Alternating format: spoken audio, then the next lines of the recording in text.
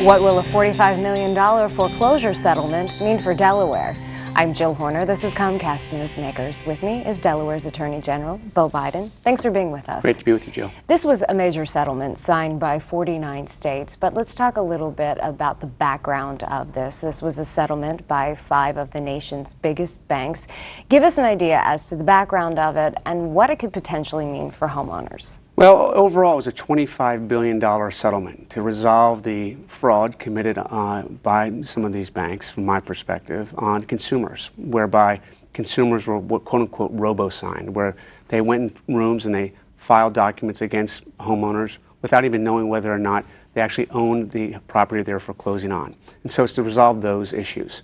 And for Delaware, what it means is $45 million coming to Delaware, to the consumer, to borrowers, the citizens of the state who've been affected by this crisis. So when this robo-signing scandal broke in 2010, what was the reaction by attorney generals across the country, such as yourself? What does this actually mean, and how did you actually work together with 48 other of your peers in order to reach the settlement? Well, you know there's been a fraud perpetrated when all 50 attorneys general are united on one thing.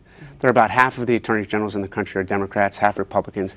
Good thing about being an attorney general, it's not a partisan job, nor should it be.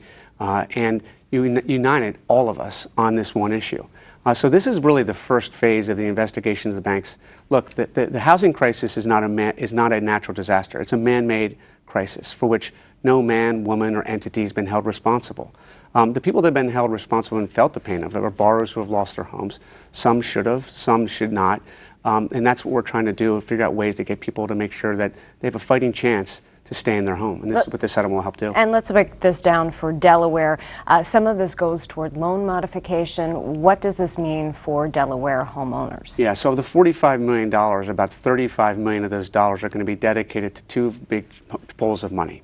One, for people that need to have a principal reduction to be able to have a chance to stay in their home. They're kind of hanging on by their fingernails. They're not going to have an opportunity to maybe use some of these funds to reduce their principal, which then reduce the amount of monthly payments they have to make to the banks.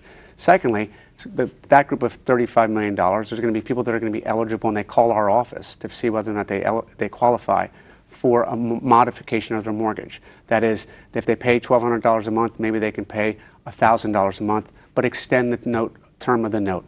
So the bank gets made whole and the person gets to stay in their house. Everybody wins. There's an opportunity here to have win-win situations. The foreclosure crisis does not need to be what it is, and that's what this settlement's intended to do. And then the last $11 or $12 million is going to be used by my office to continue other investigations, because there's other frauds out there that we believe exist here in the state and nationally that we're going to continue to investigate and use these monies to do just that. Now, some of the mediation programs that are available in Delaware, they were put in place by statute. Give us an idea as to how these actually work and how homeowners can get involved. Well, Jill, as you know, and you've covered this, the biggest problem that borrowers and consumers have is not being able to get their bank on the phone to have a discussion about whether or not there's something other than a foreclosure that can take place. So that's why we changed the law. We wrote the law that was changed and signed into law last summer that now requires the banks, before they foreclose, once they've filed a foreclosure proceeding, to sit down at a table with someone who has a decision-making authority from the bank with the borrower to see if there's something short of a foreclosure that takes place. And the states that have done this, Connecticut being one, when they've put this program into place, 80% of those discussions end up in not foreclosures, modifications, principal reductions, short sales, something other than a foreclosure. Foreclosures are bad for the person that's being foreclosed upon, but the reality is foreclosure is bad for the person who lives next to the person who's foreclosed upon. So all citizens, all homeowners should be worried about the foreclosure crisis, even if they're not in imminent threat of foreclosure, because it hurts their property value. And a very few seconds left, but we have your website, we've had your phone number on the screen. People can pick up the phone and call for more information. Please call us, and there's help that we can provide here. Thanks for being with us.